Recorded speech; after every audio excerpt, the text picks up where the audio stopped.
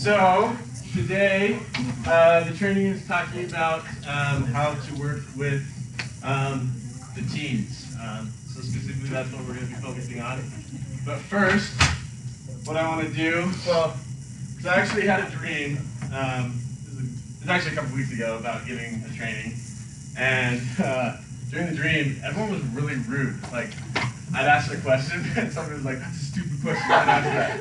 And then it was like, okay, so we want to ask questions, and then they're like, anyways, I won't say who it was, but there was one instigator among you guys who just kept giving me, no, it wasn't you. So anyways, I hope it goes better than that, because I honestly woke up and I was like, I don't really want to give another training. So anyways, be nice, answer questions, and it's good. So I want to get to know 4 people a little bit better. So what's your name? Marin. Marin, okay, can you come up? Sure. And then let's see, we did you last time. What's your name? Logan, you come on up. Juju, you come on up. Avoiding eye contact, I like it. One more. And what's your name? Bailey. Bailey, can you come on up? Okay. So we're going to get a little bit personal right now, okay? So I want you to take as much toilet paper as you normally use. No judgment, but... So it's been toilet paper. Yeah, it's really thin, so... For a while. Yeah. Well, you'll see. But don't crumple it up. I know you do normally. Hope.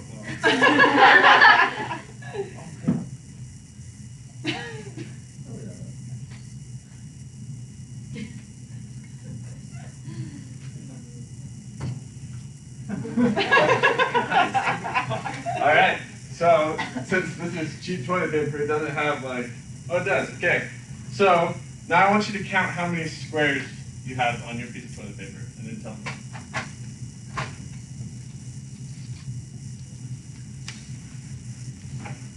8? 9? 9?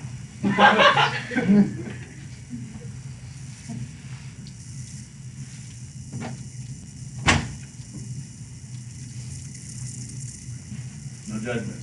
A little bit of judgment. Not from me, maybe from everyone else. But 24. 24? Oh. So 8? No, 9, 8, 9. Okay. So how many ever squares you have, that's how many things you have to tell us about yourself. So we'll start with the lowest, number 8. My name is Logan. My campaign is novel, which is going backwards. I'm from Las Vegas. Go to BYU, majoring in communication disorders. I'm the youngest of 4 kids. I really like sports. I played volleyball and flag football in high school, and I'm happy to be here. Cool. You can keep the toilet paper. Merry Christmas. Go ahead. Okay, so I'm Marin. I'm from Arizona. I go to BYU. I'm an illustration teacher. Kind of 4. Yeah. I mean, obviously you go to BYU, but we'll let it count. So. I like Dr. Pepper. I think Parks and Rec is better than The Office. The drink. Yeah.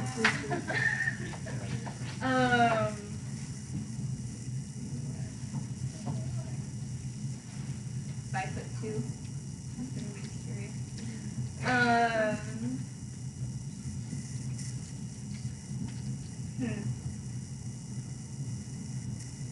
My glasses are prescription glasses, and I'm wearing them today. A lot of people ask about that, and yes, I close my eyes. Cool. Alright, Juju, you're up. Alright guys, my name is Julian, but my camp name is Juju, and I feel like I cheat on that because I actually do go by Juju, like most people call me Juju in real life. Not that camp Kensington in real life. I study Korean here at BYU, hoping to go on to my master's in religious education, become a chaplain. I am half Korean. What else? I went to a different school every year from preschool to 9th grade. Wow. Every single year. Let's see here. The longest I've lived in one place is here in Utah, coming out about 4.5 years now. Oh, I like punk rock. Okay, you've had lots of time, so hopefully you're ready. My name is Bailey Criggin. I'm from Draper, Utah. I have something I like to call vocal narcissism because I like the sound of my own voice. So I could talk for hours about myself. Perfect. I have 4 nicknames that are said by my family. There's a story that goes with it. So Bailey Boobito Bug Brand Criggin. 4 nicknames and middle names. And I study sociology at BYU. I also study dance and theater as minors. I've danced my whole life. I can't decide whether or not my nickname should be Bookworm or Splits. And I collect books. I own over 750 in my personal collection.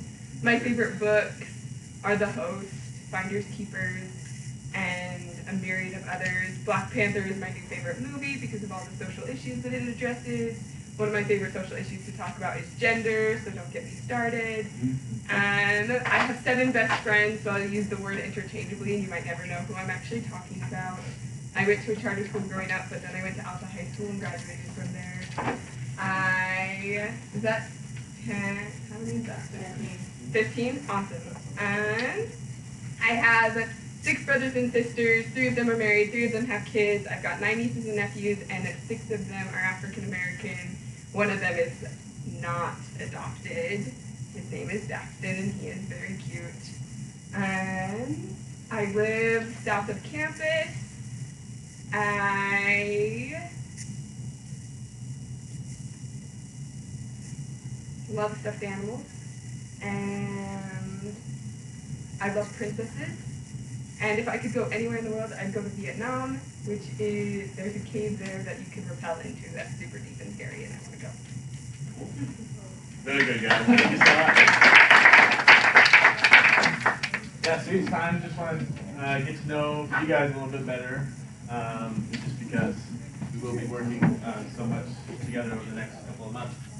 So, as said earlier, we're going to be talking about the teenagers, and the purpose of this training is so you guys can learn some best practices on how to work with the teenagers. So, yeah, that's kind of what we're hoping to get out of the next half hour that we have together. So, first off, I want to talk about some of the challenges that teenagers in general, what are some challenges in working with teenagers? Go ahead and shout them out. Oh, they're more autonomous, so they don't always think that the rules apply to them.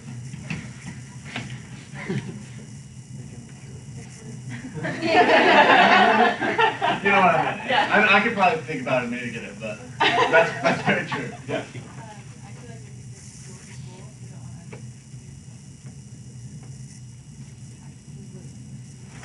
Too cool. Yeah, that's right. Pretty sure everyone had that phase. Yeah. They start developing complex emotions. Emotions, yes. That's a very, very important one. Yeah, go I ahead. think because they have those complex emotions, like their parents' cancer affects them in ways that's different. We'll just, yeah, that's a great point. McQueen. Dating.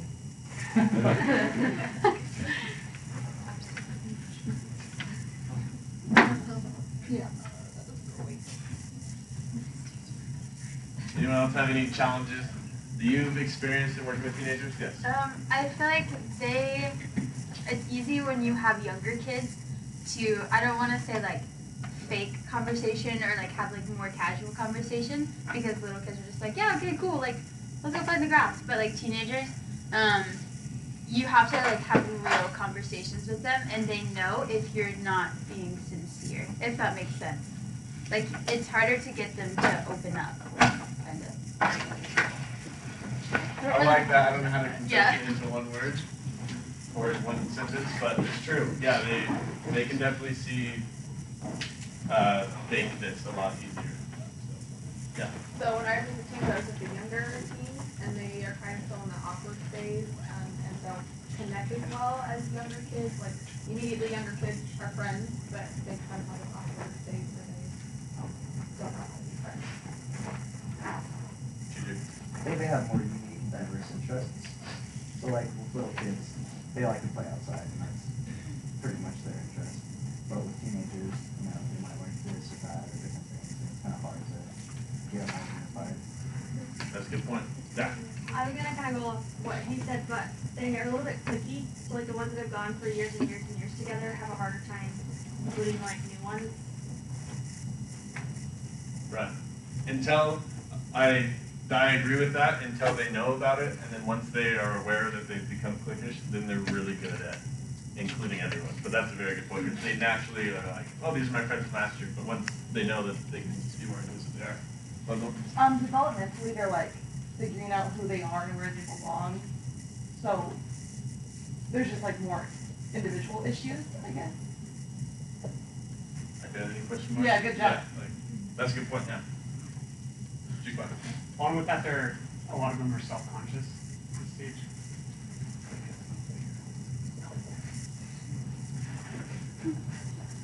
Me writing on the board. Yeah. The thing that goes along with self-consciousness is that they try and hide it behind their or I remember I was a brat when I was younger, because like when I was like self-conscious and I would like project that out like brattiness so that people would like keep it safe. Yeah. That's a good point, because with the younger kids at least, when they're not cool with it, usually they'll act out in a different way. But when you're a teenager, I feel like since you're more developed, it's more, you can hide it better. And like, maybe there's a bigger issue, but it's harder to get at because they're so good at that. Especially with kids who have parents with cancer who like have these feelings that they've hidden for who knows how long. That's a good point. Any other ones? Yeah, so this is, I mean, not a comprehensive list, but extremely important as far as some of the challenges we face. I don't want you to think that this picture of these kids means that they're challenged kids, because they're like some of the greatest that we have. But just thought I'd throw that out, except for the guy in the back, right here. Just kidding, that's not Jim, right here. So. Okay, so, however, the challenges are great. I'm meaning numerous. There's lots of them, but the opportunities are also just as, I would say, even greater. So what I've done is I've asked 3 of our previous teen counselors to share some of their experiences that they've had with the teenagers. So we'll start with McQueen, and then to Shmem, and then to Kimmel. So you can go up there, you can come up here, you can stay back there.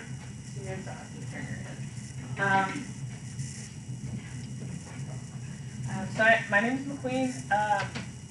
This was actually my first year at teens. Usually I'm with like the 11, 12-year-olds for the last 2 years, and this year I was on admin and with teens as well. And my favorite experience?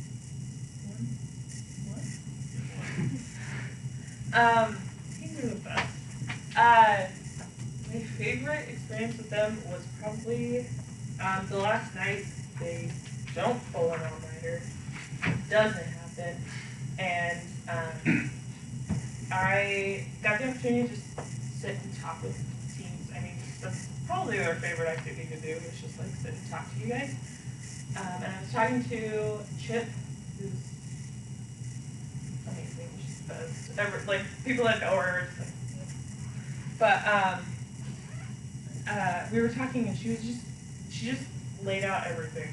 All of her frustrations with life in general, and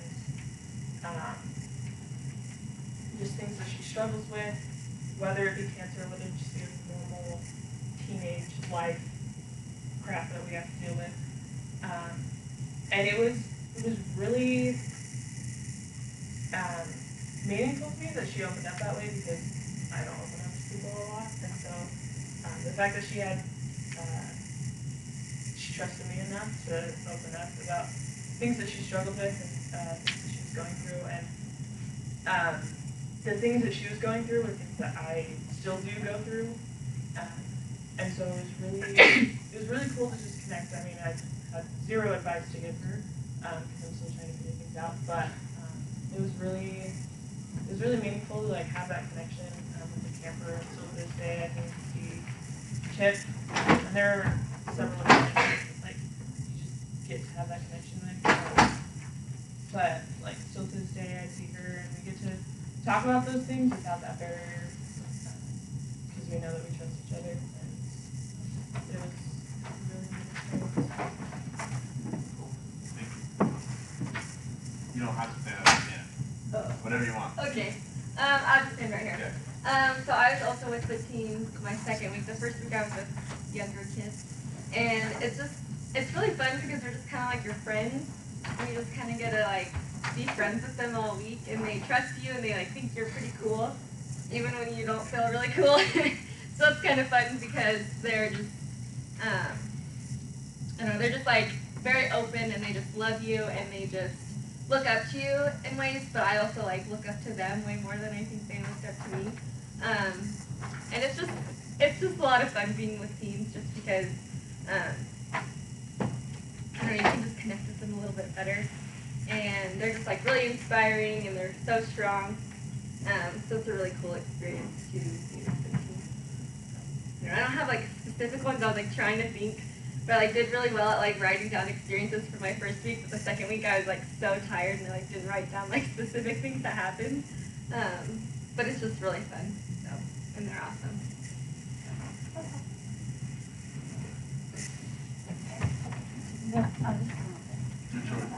Okay. So I was with, this was actually my first year of camp, and I was with teens the first week. And then with 11, 12-year-olds, the second week was just like drastically different. But everything, I second what Queenish members and stuff. They're like the coolest kids.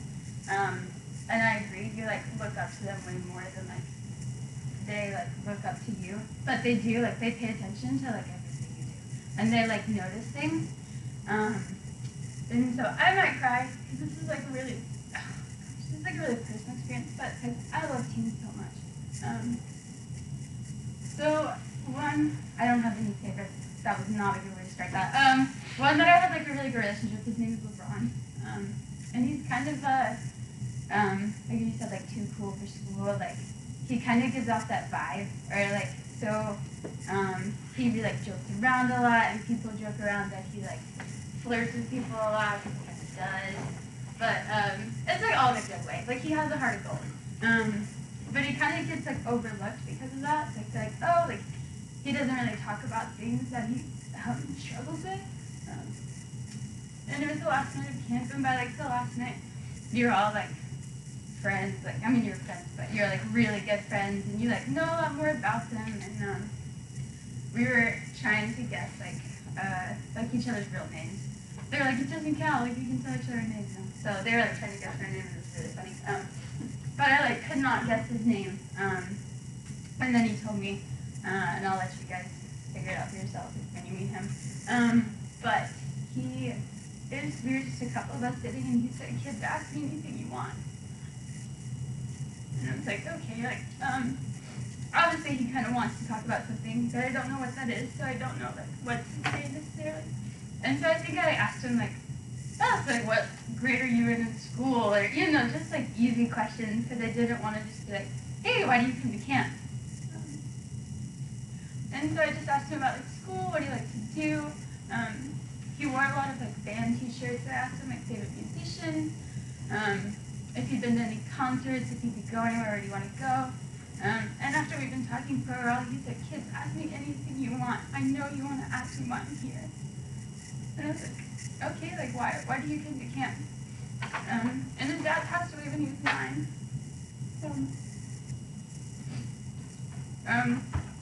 And he looked at me, and he said, the cancer my dad has is genetic. So there's a really high chance that I'll get it too.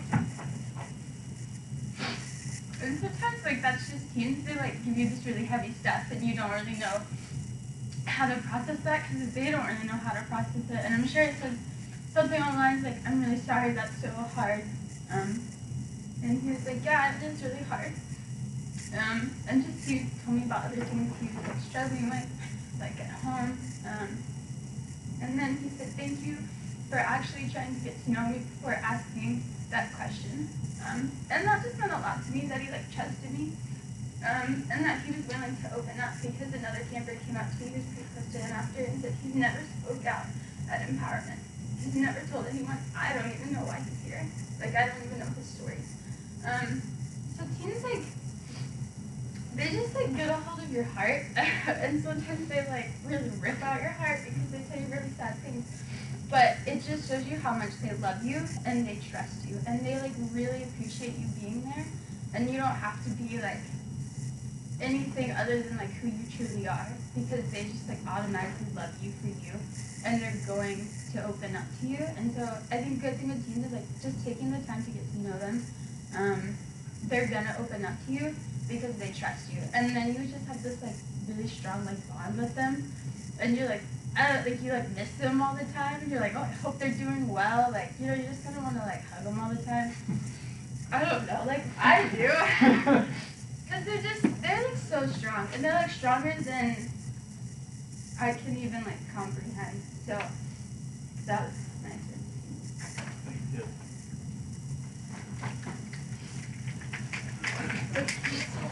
Yeah. I want to just tell a quick story about the two girls that are up on that board. That's Couch and Car, they're twins. They're both teens. And I got to be with them, and one of my absolute favorite stories is they came to camp, and the first thing they did is they came up to me and they had this, like, giant bag of friendship bracelets. And I was like, and they came up to me like, these are for you guys. Like, we wanted everybody in camp to, like, have one. And I was like, oh, cool. And I, like, took them. But then, like, later I asked them, like, how long it took them to make the bracelet. And it took them half an hour to make each bracelet. And they made bracelets for each camp. So they made over 200 bracelets, over 250 bracelets because they wanted each counselor to have one as well. And so they put in so many hours of just their free time just because they loved camp. So each of these people is truly incredible. Thank you. And going back to this picture, every single person, counselor and camper has a story. And so they have interests, they have needs, they have struggles, they have concerns. So that's, I think you hit that right on. And Kimball's kind of talked about the first tip that I want to give you guys as far as working with the teenagers, and that's to get to know the campers as individuals. So this is Nacho, and that's his little brother, Bandito, and obviously they know each other really well, and they were just able to connect, and it was cool to see that. So yeah, get to know the campers as individuals because they are willing to get to know you as well. The thing is, the opportunity with the teenagers is it's cool because they kind of chose to be there. Not many of them were forced. They want to keep coming back, and so they have a story that they want to tell. Whereas with the littler kids, sometimes it's harder because you get a lot of pushback from it. But the teenagers really want to open up with it. So that's the first tip, is to get to know them. Second is use your past experiences. I know each one of you was a teenager not long ago. Maybe some of you still are. Use that experience that you've had working with teenagers in church or with younger siblings or whatever it is. Just trust that. And the last one, I'm not sure why it's right now, is to not be afraid to try. I think the hardest thing for me, so I was with the teenagers as well back in my first year, and the hardest thing for me was I am a newcomer to Camp Kesem, and literally every kid that I had in my cabin had been there 6 or 7 years. And I'm like, how am I going to do anything like to help them? And I remember they were like putting their stuff away, and I walked in, and Shadow Raven, which he hasn't come to camp since my first year, he's like, what do we do to pick on the new guy, that Bolo kid? And I like walked in, and I was like, hey guys, and he goes, oh crap. So it was just fun because like immediately they let me into their circle because they easily could have like kept to themselves and been like, we have each other, that's what's most important, but they were so inclusive, and that was what was really cool, and it kind of made me feel like I could kind of be myself and not be afraid to just try and get to know them and to have a relationship with them. So those are the 3 tips that I would have for you guys with any age that you have, but really with the teenagers, and that's going to be most important. All right.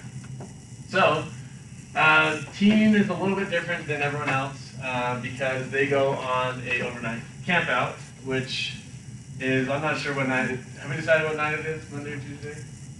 We're still planning on Monday. Okay. So, anyways, but basically they get to go and be by themselves. Someone want to talk about teen camp? Anyone want to share their experience from it? I know you all do. Yeah, Blondie. So the teams come to camp, there's always a lot of new ones, but there's always kids that have been there for like 6 or 7 years. And so the first day there's almost a disconnect between like the two sets, kind of like Sas was talking about the click. But then you go to team camp, and I don't know, it's just a time for the teens to hang out all with each other. There's no other little kids there, they're not with their other siblings. You play games, it's a blast. You go on a kind of a hike. And it's just, oh yeah, you find that later. And it's an experience for the teams to get to know each other. The cabin chat that night is with all of the teams all together, and it's kind of not like an empowerment conversation, but it's kind of a deeper conversation, and the kids just have a blast. So by the end of team camp, all the teams are pretty close, and it's a way for the teams to become this really connected group. It's an incredible experience. Yeah, agreed. Yeah, so speaking of the overnight camp out, the first year, or so right before I went, the previous year, supposedly there's a lake, and like there's a hike that gets to this lake, like it's like, there's posts for it, like there's like trail markers and everything. But I Google mapped it, and there's not a lake, like anywhere like around that area. But they tried the first year and got way lost and got rained on, like dumped on, poured on. And like everything was drenched when they got back to camp because they didn't like put their flies on or anything. So like it was like a mess.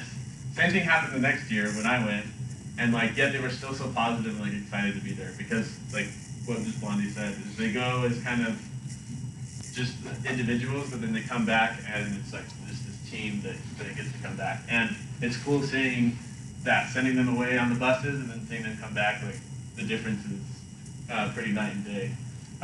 Second thing is they have more flexible programming, just because they are teenagers and kind of can handle themselves just being like just chilling. They'll still have a schedule for them, but sometimes they can kind of help out with things that are going on. They can run a rotation or do something like that. So just so you're aware of that. And if you are with the teens, just get ready to set up a lot of tables and chairs because that's like, it's like the church. Whenever you like become a member, like you commit to setting up chairs for the rest of your life. So that's what this is. And there's a water fight, and every year this happens. That's me right there getting tackled. Hobbs isn't here, but Hobbs always comes after me with like 5 teams. So we'll see if they can. That's the only year they've actually gotten me. So we'll see if we can do better. Okay, so we want to talk about some policies that we want to talk about. I wanted to put this picture just because we tried to take this picture and Pizza grabbed water balloons and started throwing that at us. But I forgot the water and he found it really funny. So, anyways, some of the policies that have changed, or I guess we want to be more strict on, and this one's extremely important, is we don't want to talk about dating relationships. I want to share with you kind of an experience that I encountered last year, and it will hopefully help you see the vision of why we don't want that. I walked down to the teen group, and everyone was sharing like their first kiss story, and it was just like, I walked down there and I was kind of like, honestly I was disappointed because I didn't feel like, if that was my kid at camp, I would have been like, I'm not sure I want them like all, I don't know, it just was kind of a weird environment. But then later that night, somebody said that their campers went back to camp, because this is like 13-year-olds to like 17 and 18-year-olds. So there's like a pretty good age difference.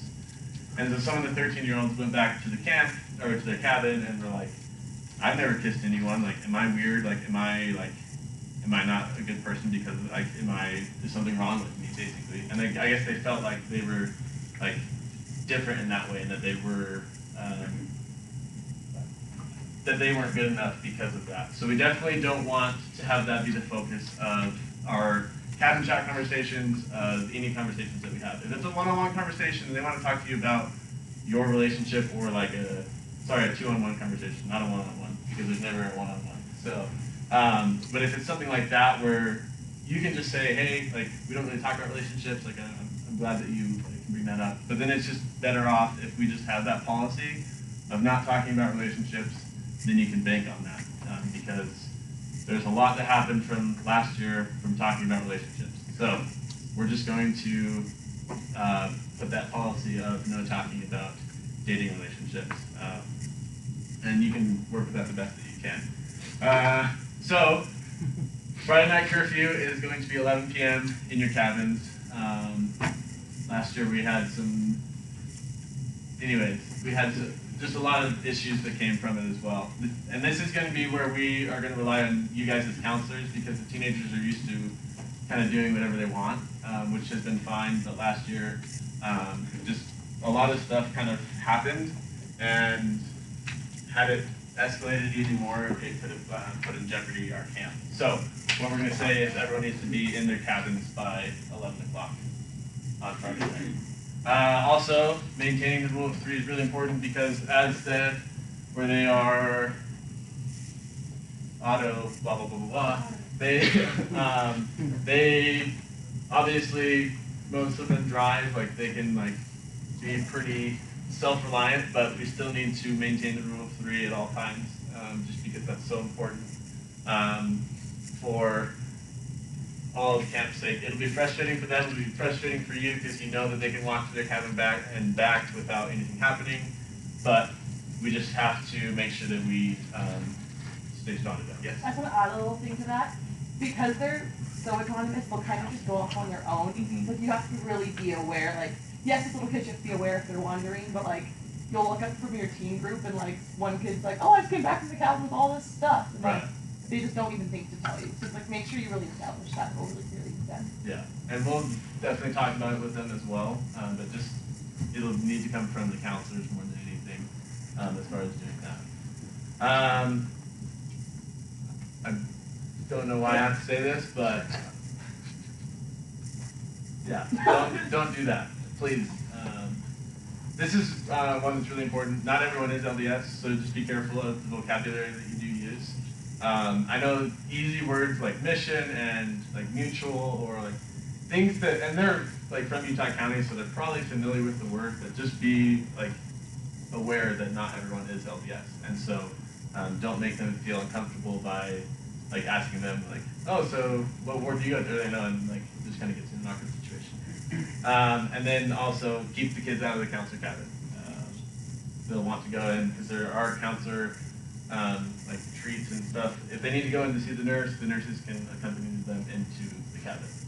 These are going to be policies that you'll hear again, I promise. We will probably beat them until they are no longer existing, but just so you're super aware with that. Any questions about those policies? Okay, cool. So we're going to do just a little bit of like, every one of these happens every day at camp. So what I want to do, everyone fist bump somebody. You do like a 3-way if needed. 3-way fist bump. Okay, so with your fist bump, I want you guys to talk about how you can handle these different situations. So you can actually choose 2 of them that you want to do.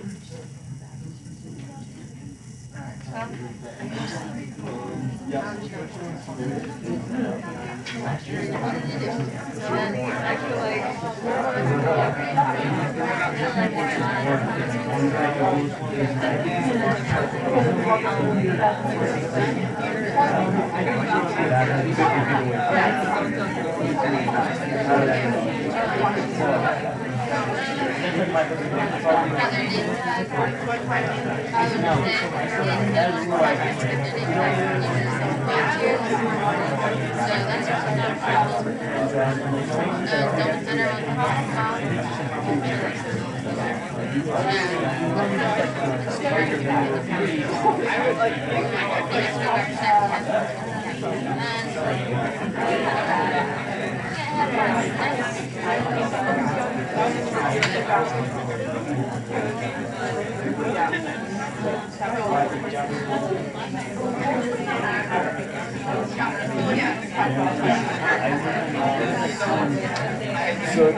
what's gonna happen is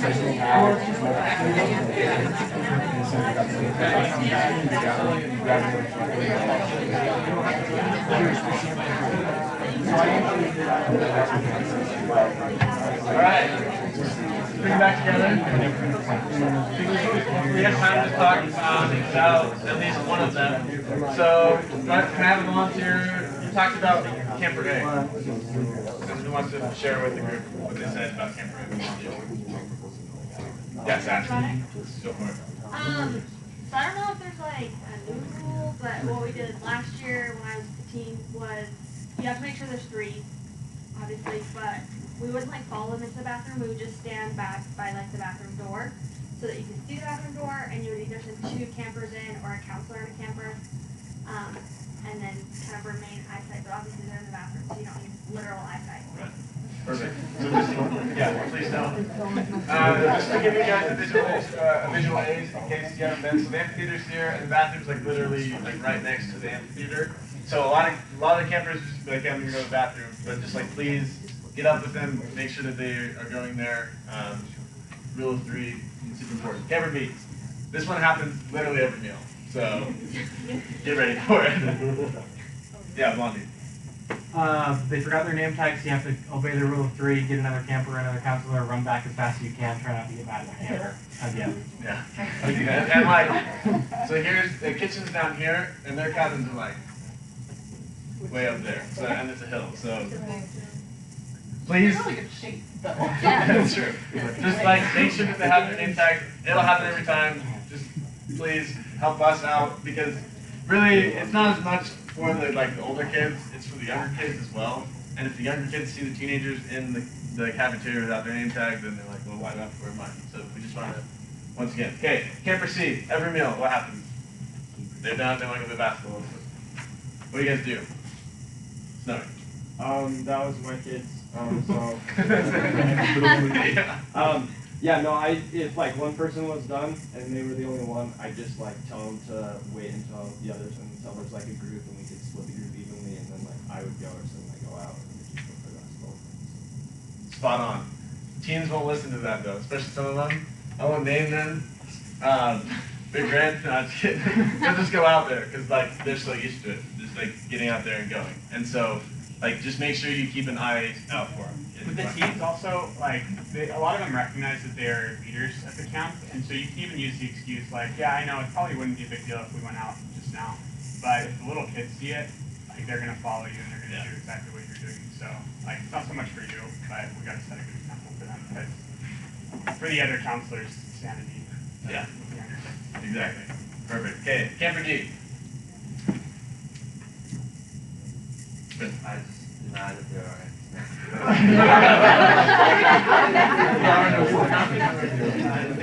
How's Camper G? Yeah, that's the best way to do it. Is really what you're talking about. Even though they know they're there, but like pretend that they're not there. It's new, they're gone. Okay, and there's lots more scenarios, but just please, we'll talk about kind of the rules that need to be followed, but these are like specific real instances of what to do. Just remember, like, it's super important. I know it'd be really easy just to let them like to kind of just let them go to the cabin once, and probably nothing's gonna happen. But just realize, like, this has happened to other camps where they think that the teenagers are responsible, and they go off and they smoke weed, and then that camper gets sent home. Or even worse, if some sort of like sexual assault happens or something like that, like that's not just for the camper, but that's for the whole camp that they're gonna get sent. Like the camp's done. So I know it's gonna get frustrating reminding them over and over and over again, but like this is for the sake of all camp captains at BYU. Can you explain what the rule of 3 is? I can explain the rule of 3. You'll get this at a different training as well. Do it today. I don't know. Okay. Rule 3 basically is you never want to have 2 campers alone. And you never want to have a counselor and a camper alone. So you need to either have 1 kid and 1 other counselor, or you need to have 2 kids with you, just to protect yourself and make sure that everything's good. So you have a witness. Yeah. What does with you mean? Like, does that mean just like be able to see someone, or? Yeah. So sight and sound. And when I say somebody, it's like of your unit. So it's like my kids are running on the hill, and I'm like, oh, but like Snow River's over there, he's got it. Like, no, he's got to like take care of his own kids. So it's your unit, 1 counselor, and the kid or 2 kids. With that being said, though, if you need to go somewhere, you can pull another counselor, so Right. you don't pull both the counselors with the kids. So. But like, yes, make sure that's communicated, because that can be really easy to be like, oh, they got it. But just like communicate and say that. And if not, then the admin team's there to help out, and we can come and do what we need to. Anyways, any other questions? Just to finish up, we're role models more than educators. I'm not going to go through this list, but just kind of what Kimmel was talking about. Like, these teenagers are going through all these emotions, and they're looking for good examples in their lives. And I promise you that you can be somebody that they look up to throughout their whole like teenage years and like onto like their lives after that. And it'll be some of the most rewarding experiences that you have. So thanks for listening. Teenagers are great. If you don't have a teenager, still please interact with them because they're so cool. And yeah, so I don't know what's next, but I'm done.